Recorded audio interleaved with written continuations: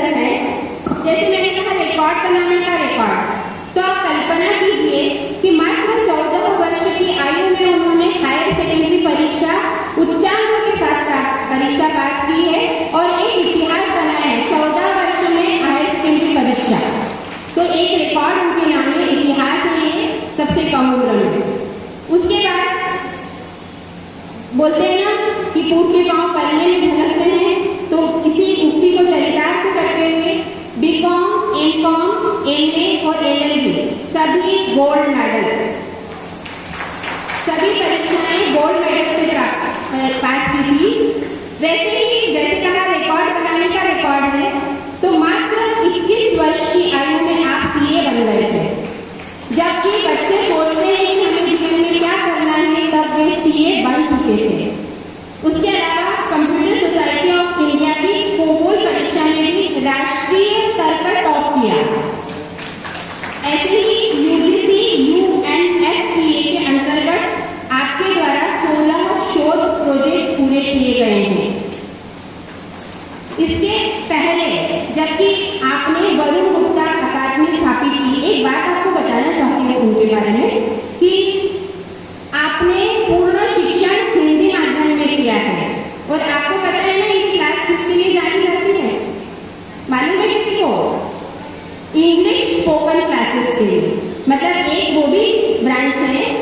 वैसे ही proton business school Indore और अहमदाबाद में भी आपने सीईओ के पद पर कार्य किया और 1988 में स्पोकन इंग्लिश कर्मचारी चयन आयोग मतलब एसएससी, बैंकिंग व क्लैट आईटीएम के क्लासेस बीजीए में प्रारंभ किया, मतलब वरुण गुप्ता अकादमी।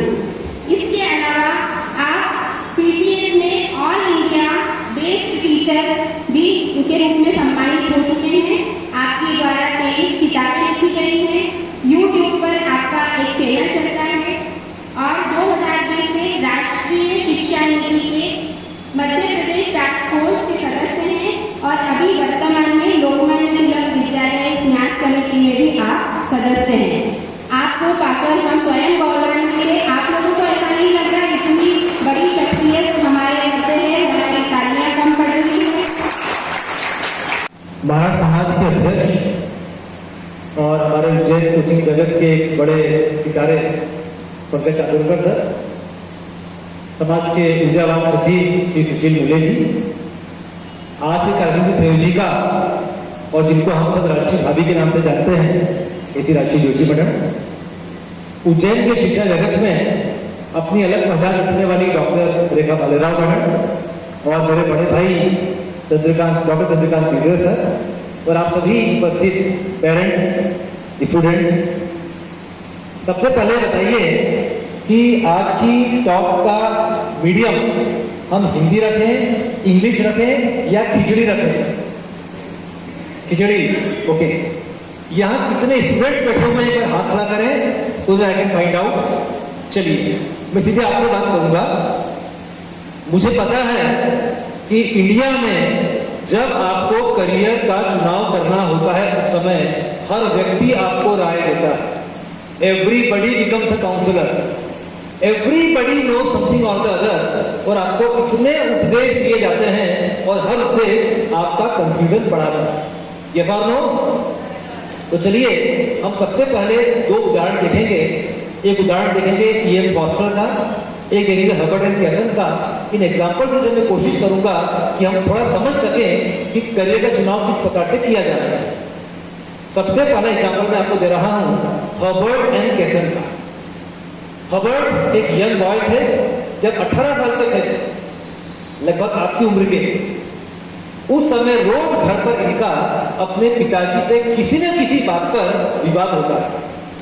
Every day he would say something, father would oppose that and they both would involve into a discussion. ये रोज होता था क्योंकि जनरेशन गैप एक सच्चाई है, विचारों में टकराव होता था और हर वार्तालाप का अंत कहाँ होता था? हर्बर्ट कोई ऐसा तर्क प्रस्तुत करते थे जिसका जवाब पिताजी के पास शायद नहीं होता था, तो डांट के बोलते थे, Herbert, I am your father and you are my son, shut up and sit down, और चुपचाप बैठ जाया करते थे। हर विवाद का अंत इसी प्रकार से होता था।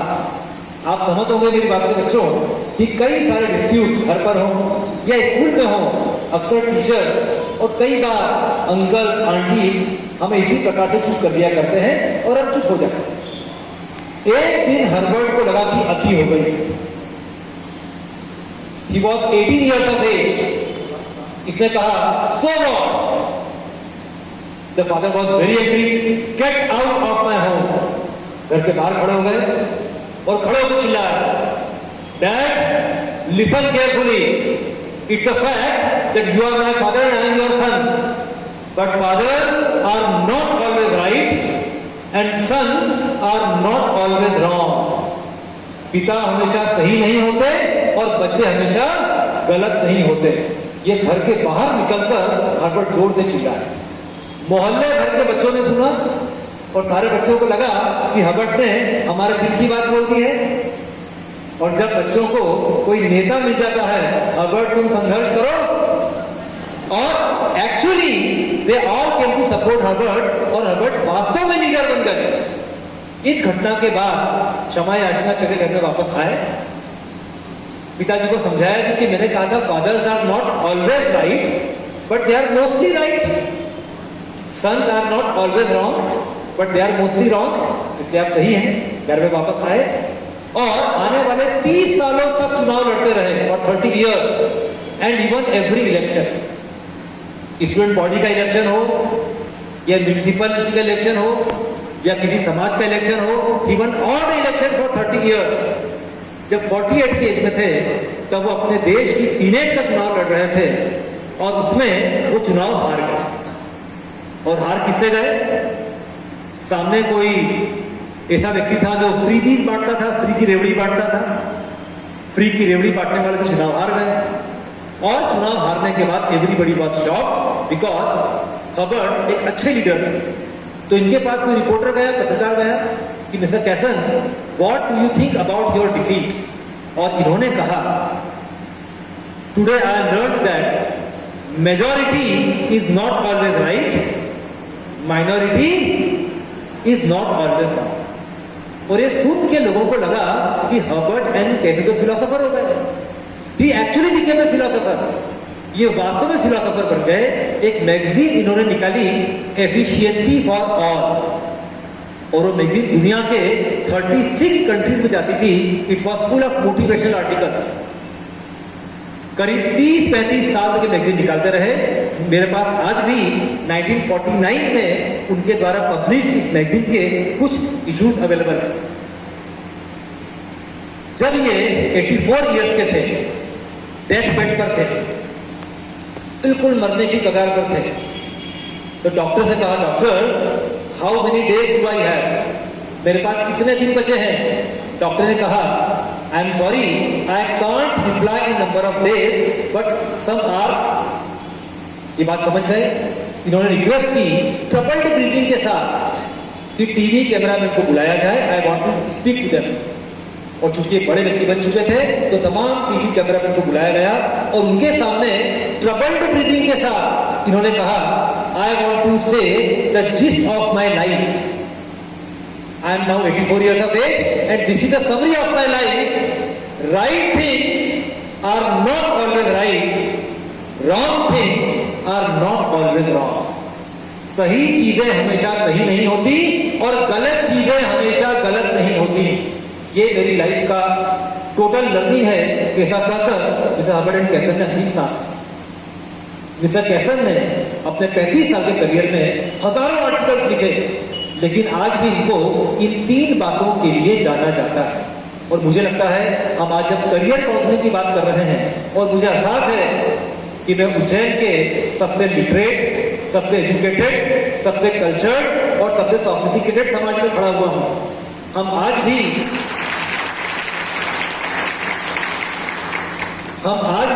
क्योंकि मैं अभी एमपी गवर्नमेंट द्वारा आयोजित न्यू एजुकेशन पॉलिसी के टास्क फोर्स का मेंबर हूं। हम अलग अलग कॉलेज में जाते हैं और मेरी आदत है हर कॉलेज के बोर्ड पर प्रिंसिपल्स का नाम लिखा होता है शुरुआत से लेकर आज तक। और मैं देखता हूं कि हर कॉलेज में मेजॉरिटी मोर देन 50-60% नाम आपके समाज के ही मिलते हैं। मतलब एजुकेशन में Maharashtrians have always been the leader. तो मुझे एहसास है कि मैं किनसे बात कर रहा हूं। तो यकीन मानिए कि ये 3 कोटेशन हमारी थिंकिंग को काफी हद तक क्लियर करने में सही भूमिका निभाएंगे। पहली बात, पेरेंट्स से अत्यंत क्षमा याचना के साथ, parents are not always right and children are not always wrong. ये हमको समझना पड़ेगा। पेरेंट्स आर मोस्टली राइट, अक्सर पेरेंट्स ही सही होते हैं, पर हमेशा सही नहीं होते। उनमें भी कभी कभी गलत हो पाने की एक सब। दूसरी बात, majority is not always right. यदि सभी दोस्त एक काम कर रहे हैं तो हम भी वही काम करें, ये शायद उतना सही नहीं होगा। और तीसरी बात, right things are not always right. यदि कोई एक नियम बहुत लंबे समय तक सही रहा है तो वो आज भी सही हो, इसकी जरूरत बिल्कुल नहीं है। हो सकता है कि चीजें बहुत तेजी से बदल रही है। आप में से कितने बच्चों ने चैट जीपीटी का नाम सुना है? सभी ने सुना है। कितने बच्चों ने चैट जीपीटी को यूज किया है? 1, 2। अच्छा, क्या आप जानते हैं कि चैट जीपीटी के आने के बाद एम्प्लॉयमेंट सिनेरियो में कौन सा एक बड़ा बदलाव आने की संभावना है? इस बात को थोड़ा समझ लीजिए। काम 2 तरह के होते हैं, स्ट्रक्चर्ड और अनस्ट्रक्चर्ड, ऑर्गेनाइज्ड और अनऑर्गेनाइज्ड, प्रोग्रामेबल और नॉन प्रोग्रामेबल। जितने भी प्रोग्रामेबल जॉब्स हैं, जितने भी स्ट्रक्चर्ड जॉब्स हैं, उन सब जॉब्स पर एक बड़ा खतरा मंडरा रहा है। हमारे स्ट्रक्चर्ड जॉब हो सकता है कि आर्टिफिशियल इंटेलिजेंस की मदद से कंप्यूटर खुद ही करने लगे। हमको बहुत अच्छा लगा था जब हम सभी वर्क फ्रॉम होम करने लगे थे, लेकिन ये भूल गए कि जब हम ऑफिस से घर पर आ गए हैं, काम हमारा इतना स्ट्रक्चर्ड हो गया है कि रिमोट से भी हमारे काम की क्वालिटी को जज किया जा सकता है। तो ऐसा रिमोट वर्क हो सकता है कि ऐसे बन जाए एल्गोरिथम्स कि कंप्यूटर खुद ही कर ले। अब एआई ने और चैट जीपीटी जैसे मॉड्यूल्स ने इस काम को करना पॉसिबल कर दिया। तो हम सभी को सोचना पड़ेगा कि हम बहुत स्ट्रक्चर्ड जॉब न करें। यदि कोई काम बहुत स्ट्रक्चर्ड है तो इस बात की पूरी संभावना है कि उस फील्ड में हमें काम करने को नहीं मिलेगा। हमें अनस्ट्रक्चर्ड काम करना पड़ेंगे। Because structured job will be programmable and every programmable job will be program and after being program it will be done by a computer itself. तो ये एक बड़ा बदलाव आने वाला है। तो हमको ऐसी चीजों को देखकर अपने करियर को प्लान करना पड़ेगा। मुझे लगता है कि मुझे बहुत लंबा नहीं बोलना चाहिए, एक आध बात और करूंगा, फिर आप क्वेश्चन इन्वाइट करेंगे ताकि सेशन पूरी तरह से आपकी यूटिलिटी का। लेकिन उसके पहले स्ट्रक्चर्ड जॉब्स क्या होते हैं और अनस्ट्रक्चर्ड जॉब्स क्या होते हैं, ये समझने के लिए हम एक प्रयोग और करें। अभी कौन सा ईयर चल रहा है? 2023। हम जब करियर की बात करते हैं तो आजकल की बात तो करते नहीं, कम से कम आने वाले 30 सालों की बात हम करते हैं। यस और नो? तो यदि हमको ऐसा करियर चाहिए जो 30 साल बाद तक चलता रहे, तो हमको 30 इयर्स में आने वाले बदलाव को समझना पड़ेगा। अब 30 साल में दुनिया कितनी बदलती है, इस बात को सेंस करने के लिए हम 30 साल पीछे चलते। आज से 30 साल पहले कौन सा ईयर था? 1993। क्या था भाई? अब क्या आपको पता है कि 1993 में दुनिया कैसी थी? फैक्ट नंबर 1, 1993 में गूगल नहीं था। Google did not exist. Google को बनाने वाले दोनों चैंपियंस लैरी पेज और सर्जेई ब्रिन, ये दोनों स्कूल के स्टूडेंट्स थे। आज हमारी दुनिया को गूगल ने पूरी तरह से बदल दिया है। ये दोनों 30 साल पहले स्कूल के, हाई स्कूल के, हाई स्कूल के स्टूडेंट्स थे।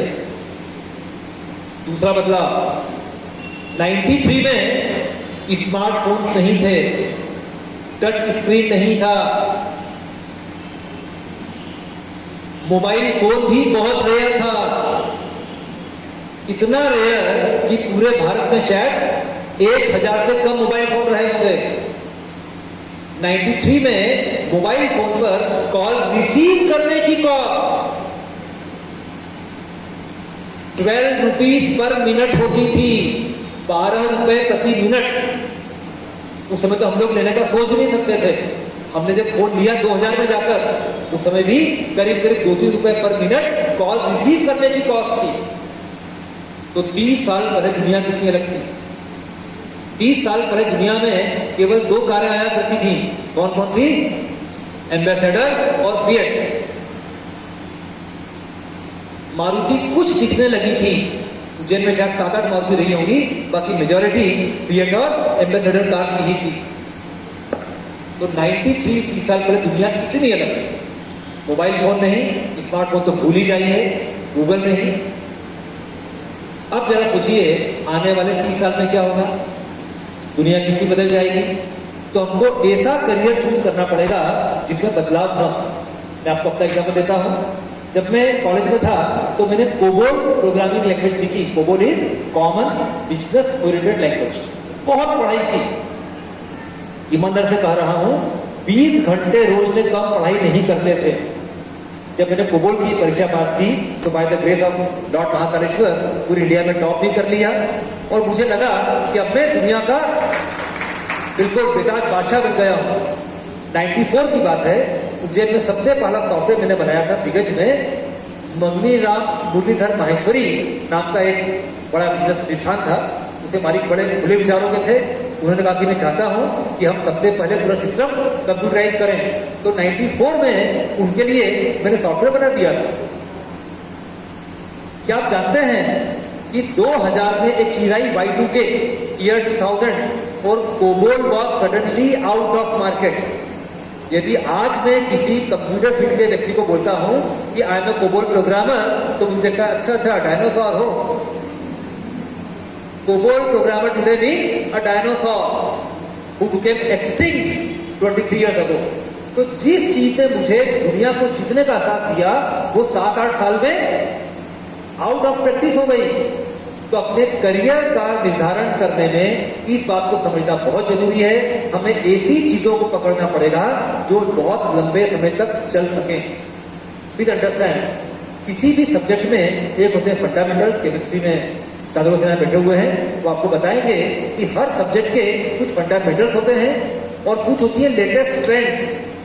हम केवल किसी लेटेस्ट ट्रेंड के आधार पर अपना करियर डिसाइड नहीं कर सकते। हमको स्ट्रॉन्ग फंडामेंटल रखना पड़ेंगे, बिकॉज फंडामेंटल्स के आधार पर ट्रेंड्स बदलेगी। And if you are very strong in fundamentals तो शायद हम चीजों को अच्छे से कर सकें। बेसिक मैथ्स, बेसिक फिजिक्स, इसकी वैल्यू हमेशा रहेगी। लेकिन हो सकता है कि किसी एक इंजीनियरिंग की फील्ड को कंप्यूटर ऑटोमेट कर दे और वहां जॉब मिलना बंद हो जाए। ऐसा हो सकता है। हो सकता है कि इलेक्ट्रिकल इंजीनियरिंग में कुछ ऐसा चमत्कार आ जाए, कुछ ऐसी नई मशीनरी आ जाए, कुछ ऐसी नई सर्किटरी आ जाए जो शायद केवल लार्ज स्केल पर किसी एक देश में बने और हम सब उसको यूज करें। लेकिन जो फंडामेंटल्स हैं किसी सब्जेक्ट के, वो हमेशा वैल्यूएबल बने रहें।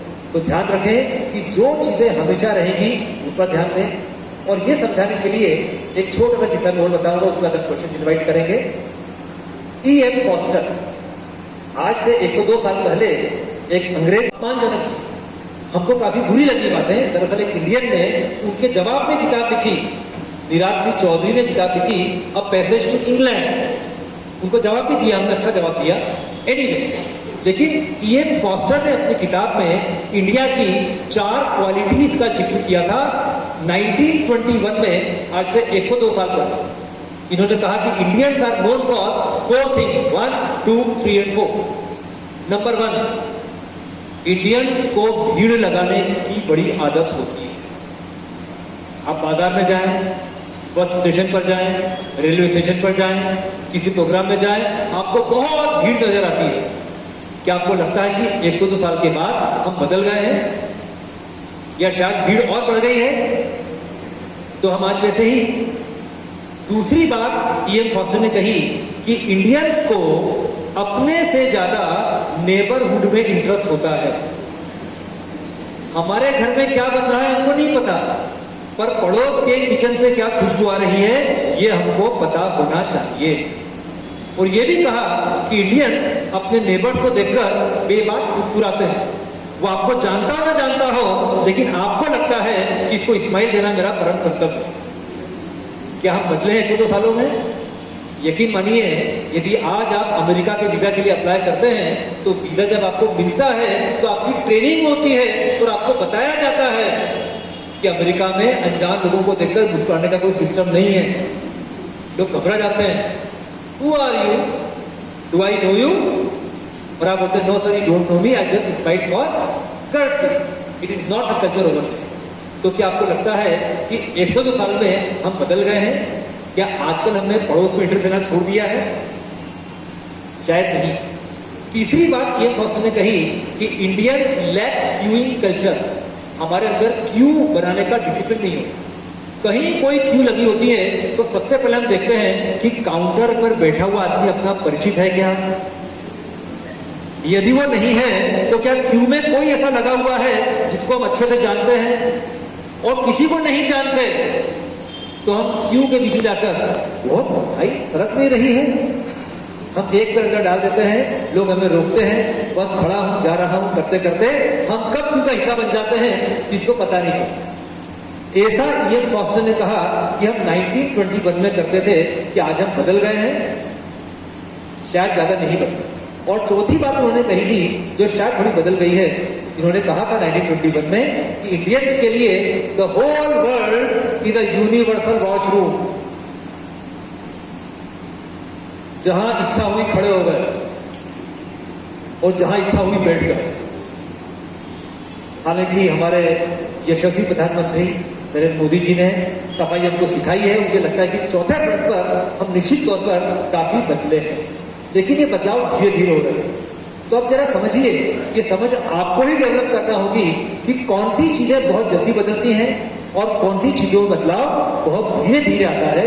अपने करियर के चुनाव में इस बात को ध्यान रखना होगा कि हम कुछ ऐसा करियर चुने जिसके आधार पर हम लंबे समय तक टिक सकें अपनी लाइफ में, अपने करियर में, और सक्सेस हासिल कर सकें। और आखिरी बात, एल्विन टॉफर ने कहा है कि 19th century was muscle power century, 20th century was money power century, लेकिन 21st सेंचुरी में मसल पावर और मनी पावर की कोई वैल्यू नहीं है, अभी केवल नॉलेज पावर का जमाना है। अब नॉलेज पावर कैसा है, उसे एग्जांपल देने के लिए एक कंपनी है सिंगापुर की, इनफोर्स नाम याद रखिए, INFORSE, बहुत खास नाम है, आप सबको इस कंपनी की आवश्यकता पड़ेगी। नाम रिपीट कर रहा हूं, INFORSE, इनफोर्स, ये सिंगापुर की कंपनी है। ये कंपनी दुनिया के अनेक कंपनीज को सॉफ्टवेयर डेवलपर्स अवेलेबल कराती है। इनका काम क्या है कि आप बताइए आपको किस तरह का प्रोग्रामर चाहिए, हम आपको अवेलेबल कराएंगे। अब इनकी शर्तें सुन लीजिए। ये एम्प्लॉयर को बोलते हैं कि आपको एम्प्लॉयमेंट देने के पहले हम एम्प्लॉय का नाम नहीं बताएंगे, हम एम्प्लॉय का जेंडर नहीं बताएंगे, हम एम्प्लॉय की एज नहीं बताएंगे, हम एम्प्लॉय की क्वालिफिकेशन भी नहीं बताएंगे। हम केवल ये करेंगे कि आपको जो काम करवाना है वो प्रोजेक्ट आप हमको दे दो, वो प्रोजेक्ट ये पोटेंशियल कैंडिडेट अपने कंप्यूटर बैठ के करेगा। इसके कंप्यूटर का कंट्रोल आप अपने हाथ में ले लीजिए। आप जानते होंगे आजकल कई सारे टूल्स हैं जिनसे हम कंट्रोल ले सकते हैं, तो कंट्रोल ये ले लेगा और आप देखो कि ये काम कैसे करते हैं। ये काम 2 घंटे में करते हैं, 4 घंटे में करते हैं, 4 दिन में करते हैं। आप लगातार ऑब्जर्व करिए कि आपका प्रोजेक्ट ये कैंडिडेट कैसे कर रहा है और उसके आधार पर यू मेक एन ऑफर। क्या आपको लगता है कंपनी काम में इंटरेस्ट लेंगी?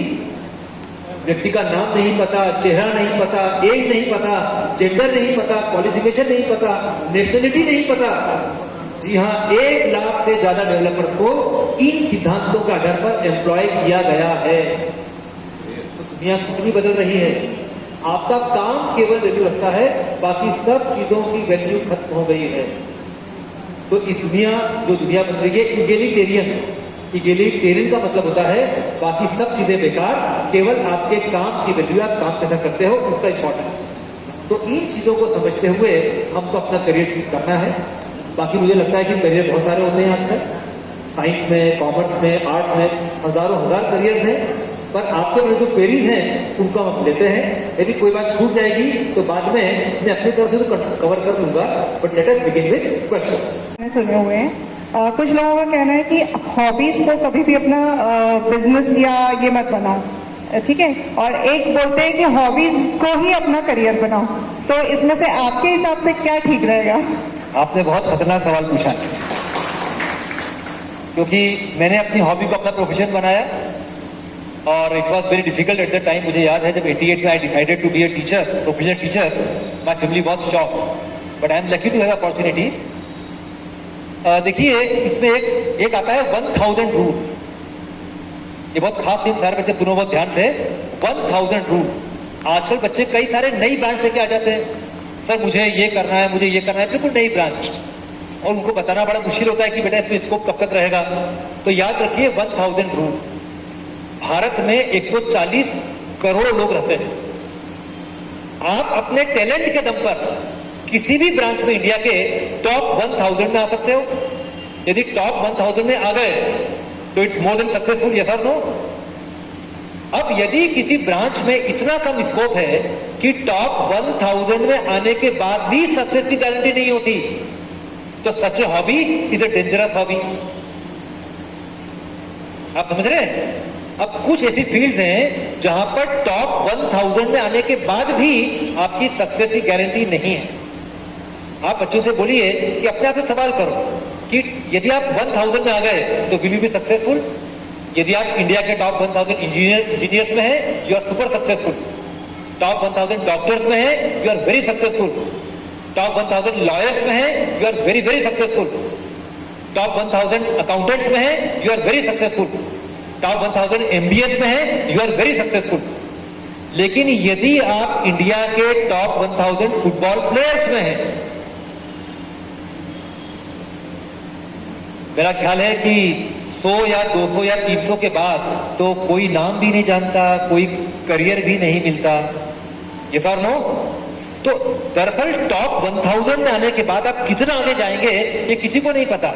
तो करियर हम ऐसा चुने जिसमें टॉप 1000 में आने पर सुपर सक्सेस की गारंटी हो।